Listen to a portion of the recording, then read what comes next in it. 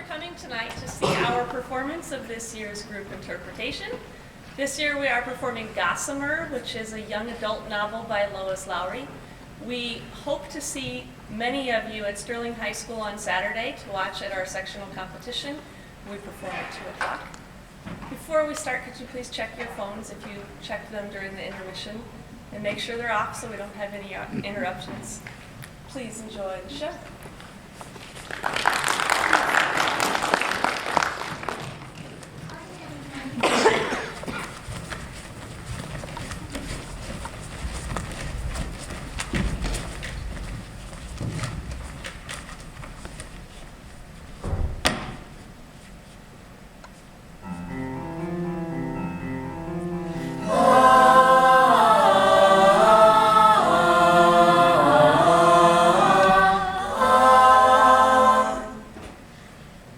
Such stuff as dreams are made of, and our little life is rounded with a sleep.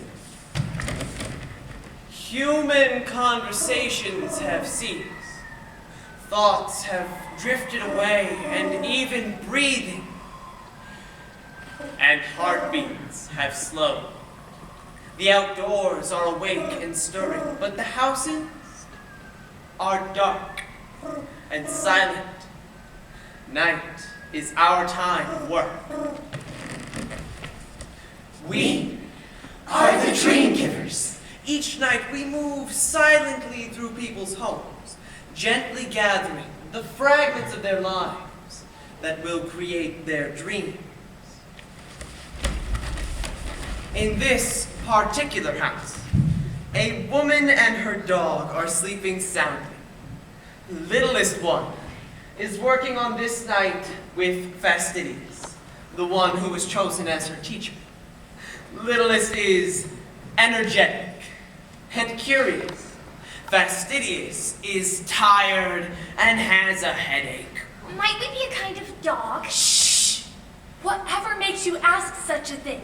Well, I'm a thinker, and right now I'm thinking about whether or not we're a kind of dog. You just tiptoed past one. Does he resemble us in the least? No, I guess not. Hurry along. There is much to do. It was this moment Fastidious realized Littlest was twirling in moonlight. I didn't know we had shadows. Of course we have shadows. All creatures have shadows. Do you remember the other night when the woman woke because that bat was swooping through her room? So she opened the window to let it outside? I know we don't fly the same way bats do, but we operate at night. Might we be a kind of bat? Enough! I want no more questions whatsoever. Now have you finished your assigned task? Yes, I touched the rug, and I'm touching the sweater now. The one she left on the chair. Littlest was running her tiny fingers across the sweater's soft sleeve. The entire history of the sweater came to her. It was all there. Fastidious fluttered about the framed photographs, gently touching the faces that peered out. A man in uniform. A baby, grinning. An elderly woman with a stern look. Forgetting not to ask questions, Littlest suddenly asked, Might we be human? But Fastidious did not reply.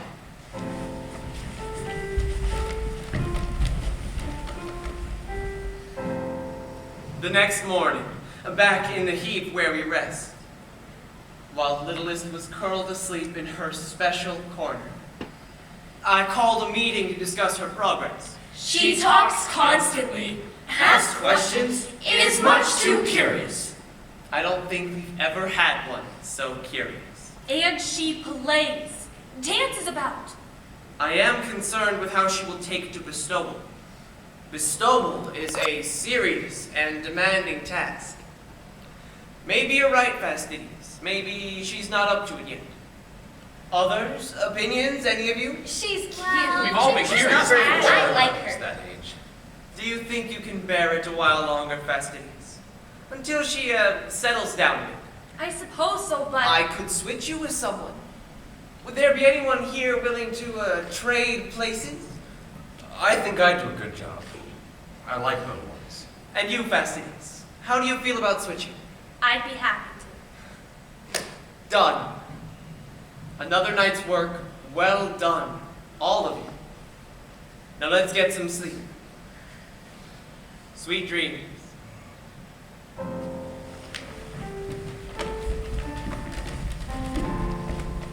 Whatever became of Rotund?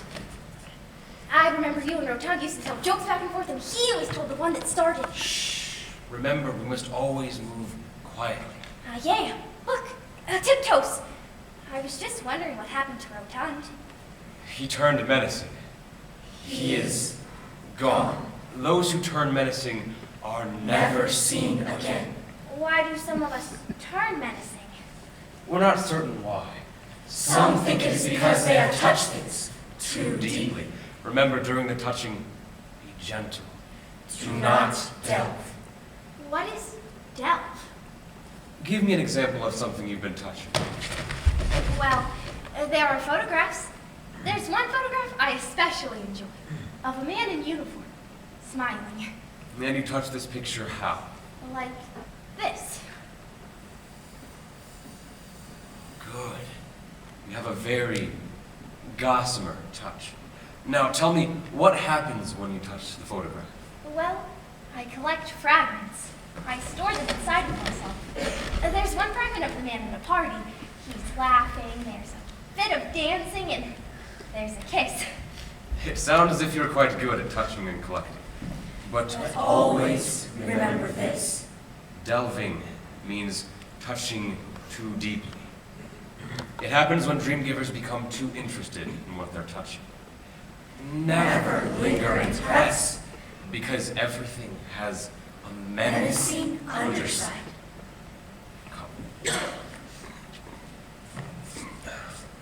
It's what happened to Rotund. He pressed and delved. Some of us could see it was happening. We tried to warn him, but He disappeared. he became something else. You can't be a dream giver when you become consumed by the dark side. What did he become then? The term is, Synesthete. Can it bestow? well, we bestow dreams, but a synesthete, it inflicts something called Nightmares. mustn't delay. We have work to do. The woman needs a dream, and I haven't collected anything yet. I've collected lots of fragments, but Fastidious never let me bestow. Well, it's time you've learned, I guess. We'll give the woman a very brief and gentle dream. I'll show you how. And there, in that darkened bedroom, during a dream that by morning would be forgotten, the lonely woman became a girl and danced with a young soldier. At dawn, she woke with a vague feeling of happiness.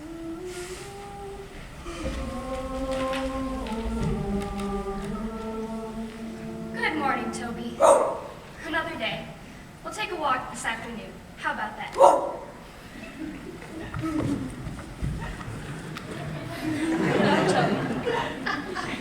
It's a good thing I have you to talk to. Life would be very lonely without you. But our solitude is about to change. Today, an angry boy named John is coming to stay with us until he can return to his mother. I wonder if he'll mind too much that we don't have a television. Surely he can get by for a few weeks. Later that night, Littlest explored a new object, the boy's suitcase. There she gathered the fragments of his arrival. Okay, I need to get back to work. You behave while you're here. And John, try to make the best out of it. We'll have a fine time, Johnny. My name is John. I just need you to sign right here. Like I'm a package from UPS. The last people signed for me too, and they returned me. Defective merchandise. Johnny, have you met Toby? Toby, don't be scared. This is Johnny. John! Oh, I'm sorry, John. Here, why don't you give him this treat? Then he'll be your new best friend. I'll be right back. He liked it when things were scared of him. It gave him power. Here, boy. Thought you'd get it, huh? Thought I liked you? It was a good game to get someone to trust you only to surprise them. Even a dumb dog. Maybe I'll give it to you later. Or maybe I'll just keep pulling it away forever. Hey, lady! Where's the TV? I called this meeting to issue a warning. I've been feeling small tremors in the earth. I believe the Synesthetes are convening, preparing to attack another victim. I want us to be on the lookout for the signs of a group attack. A horde. The Synesthetes are a restless herd. Dark creatures who contain within them the most profound of our fears. Our old guilts and failings that we will ourselves to forget. Their constant scratching and snorting is accompanied by an atmosphere of foul-smelling sweat. They toss their heads and flare their nostrils, searching for the places where they will spew their loathsome holdings. They are not bound by rules or limits as we are. They prey on the most vulnerable. They have no mercy.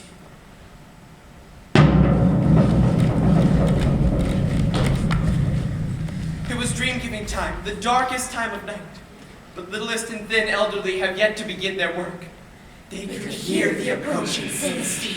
Is it a horde? No, it's alone. Shall I punch at it? No, it's much stronger than we are. We can only wait here and watch it do its damage. What was that? Hot breath. It's how they get in. They breathe themselves through the walls.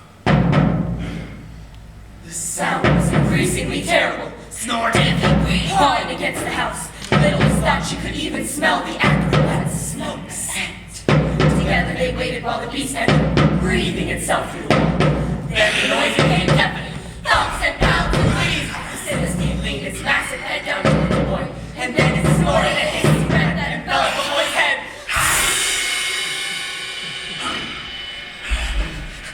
No! Don't let him get me! Help me! No! You were having a nightmare. Someone was after me. It was a nightmare. You're safe here. I'll tell you a story. Once upon a time, there was a little boy named John. He was... At the beach. He was at the beach with his mom. Yes, it was a beautiful, sunny day at the beach. Seagulls were flying in the warm breeze. Shells? There were beautiful shells on the beach. We have much work to do. Gather your best fragments. We must strengthen him. I'm looking for a job. But I've been busy. I moved, you know that, but I'm really getting my act together. If you get a job, who would stay home with John? Well, he'd be at school all day, and I'm looking for something part-time. Maybe like 8 to 2. You couldn't leave him alone again. Of course not. Listen, I took out that restraining order like you suggested, and he's gone. I don't even know where he is. And I'm going to counseling. I'm really cleaning up my act. I'll call you back as soon as I get a job. And you make sure he's treated okay. And tell him he'll be home soon and that I love him. And tell him I dreamed about him last night. Don't get any stupid ideas about keeping me. I already have a mom and dad, and they're coming to get me. Maybe this afternoon. Oh, really? And if my dad ever finds out that you were mean to me or something, he'll come to get me. All the way from California. Oh, is that where he lives? And my mom lives in a mansion. She's rich. She don't need a job. She's on vacation. That's why I have to stay here with you. Despite their flaws, John's parents were his heroes. But sadly, he had to invent things to admire them. Toby! Bad dog! Stupid dog. Probably not worth nothing. What'd you pay for him? Probably got robbed. Actually, I found him on my porch. freezing one winter morning. John the dog shared a similar Past. He was just a puppy that someone had mistreated and then abandoned. But he's worth a lot to me. He's my closest friend. Don't get too used to this. I'm out of here tomorrow.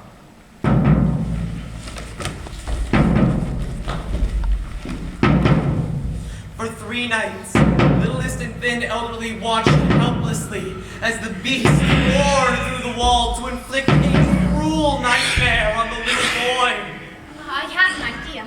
What's that? I think I must touch the dog. But we never touch living creatures. Only for fear of waking them, but the dog is a very sound sleeper. He even snores. And remember how light mine touches? You said it was like Gossamer, but I don't know what that means exactly. Gossamer is something very fragile and delicate.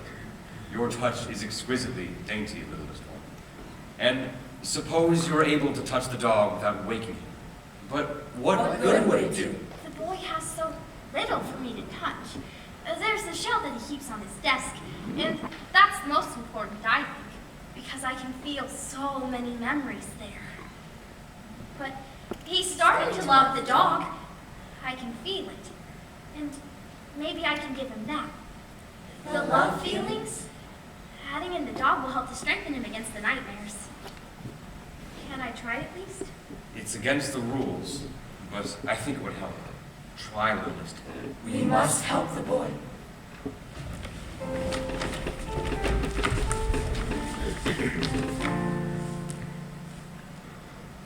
So, who's this lady?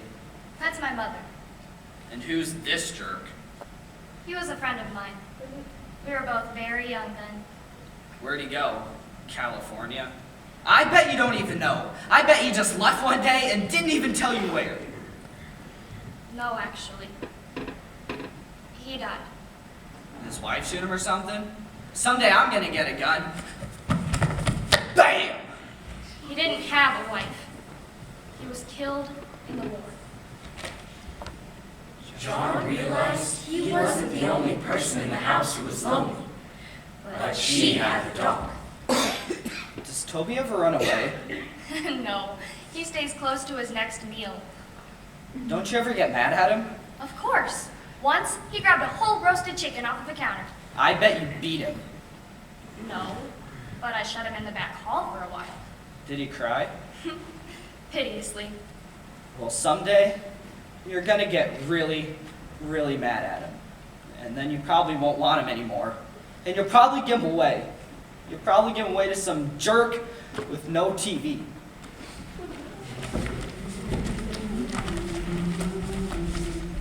No, this is my break time. I'm skipping my cigarette, trying to quit. Tell me, how is your job going? I'm a secretary at the grade school, John's school, just part-time. I really like it. Dwayne didn't want me to take that computer class, but it's really paying off. And how is everything else? I'm really getting my act together. Just tell me what I need to do to get my boy back.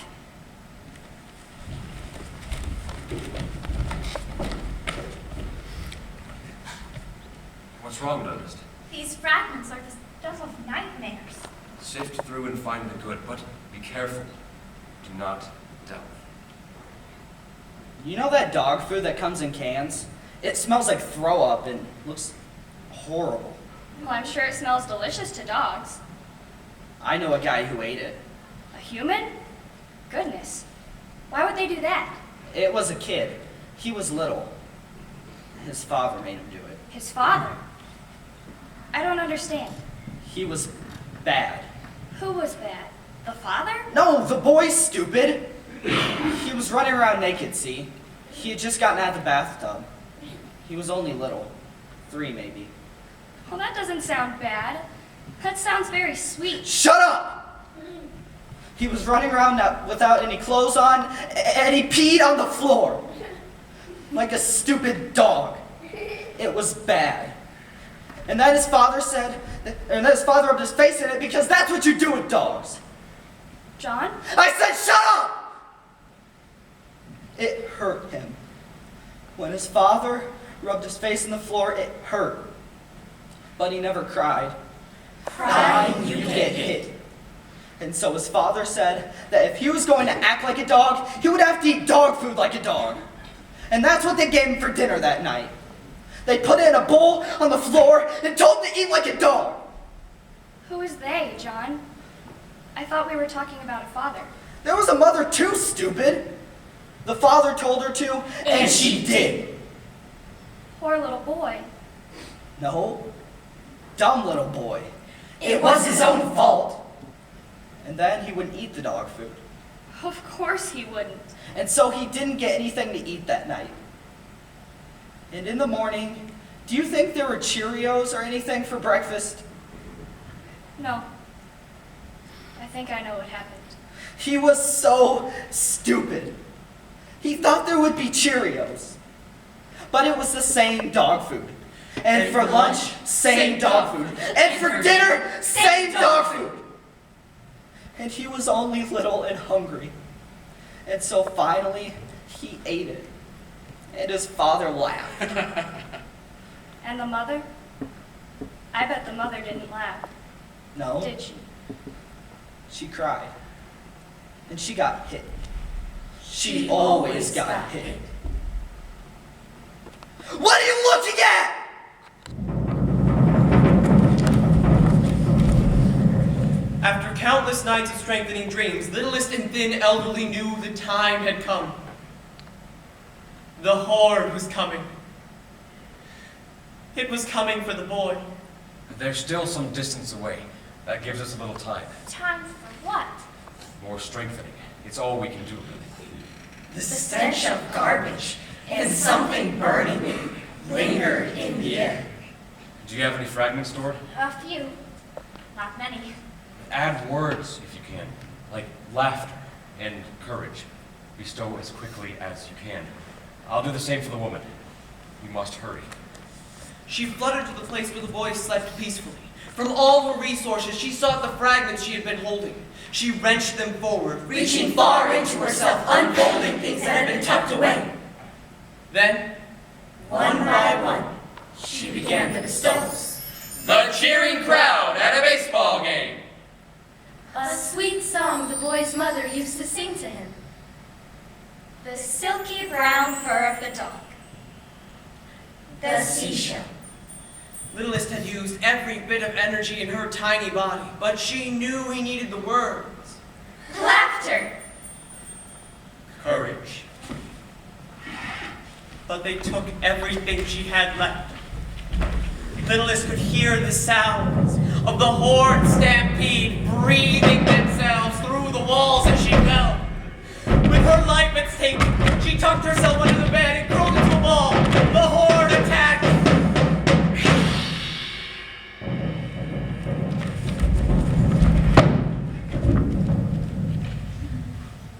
The little boy was on a baseball field.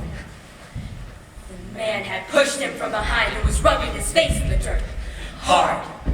There were sharp bits of rock in the dirt, and his face was bleeding. The man kept laughing and laughing. When the beasts had gone, Littlest pulled herself up from under the bed, after almost being trampled by the heavy hooves. She watched helplessly as the boy thrashed about in his bed. There's nothing more I can do for him, except hope with all my being, or my dreams to help him. Remember the song. He heard a woman singing softly. And she reached out to help him up out of the dirt. The man had disappeared. My Johnny lies over the ocean. My Johnny lies over the sea. He turned to the woman, smiling. But now the man was there again, hitting the woman, hitting her face over and over, saying, Stupid broad. he tried to help her, but he couldn't move. And suddenly, he was very small. Naked. And his mouth was full of something that tasted terrible. Swallow it. Swallow it. Littlest watched his sleep again turn restless. Think of laughter. And knew how brave she was, to come back to sing him a sweet song. He started to laugh, and when he did, the thick dog food fell from his mouth to the ground. And there was Toby, scarfing it down. The old woman watched and laughed, and the boy laughed too. The man was angry, but the laughter took his power away. He disappeared. Please bring back my Johnny to me. I did it! It worked. And somehow, the littlest of us all conquered the darkest evil among us.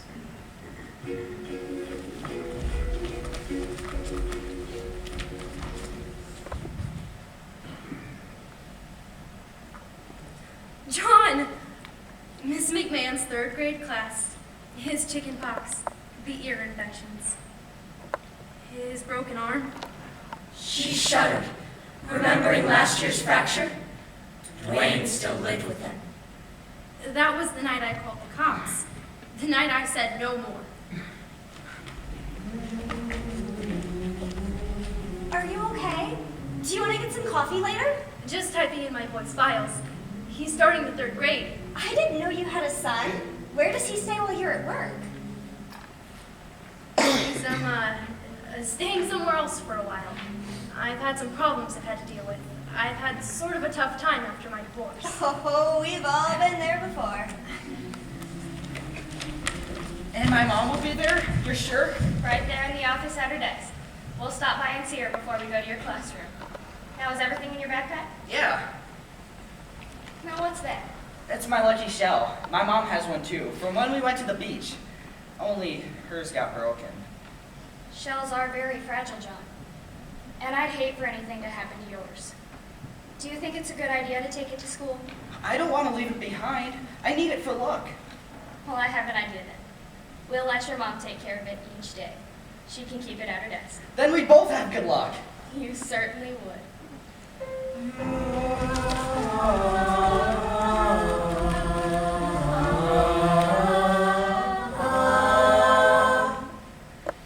It was autumn.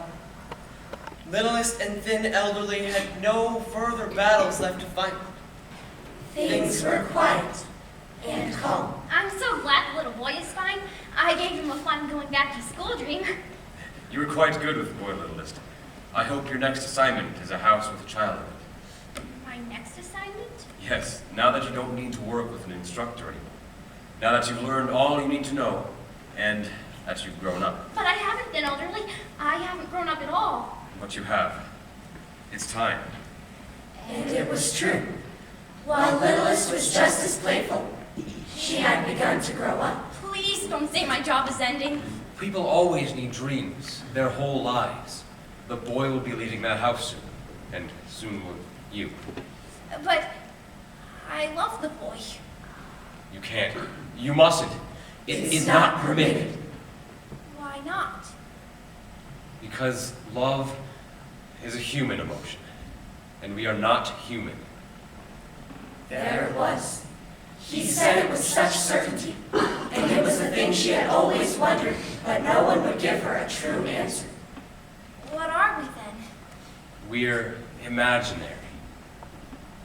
We live within. We live within the heap. The heap is within. Within what? Within the stories, within the night, within the dreams. Am I within the boy? Always. Excuse me. Littlest, I have a surprise for you. What's my surprise? He placed it in her arms, and it looked up at her with wide, curious eyes. It was what she had once been. What's its name? New Littlest. Then who am I? Who am I now? Gossamer. Now get some sleep. And Sweet dreams.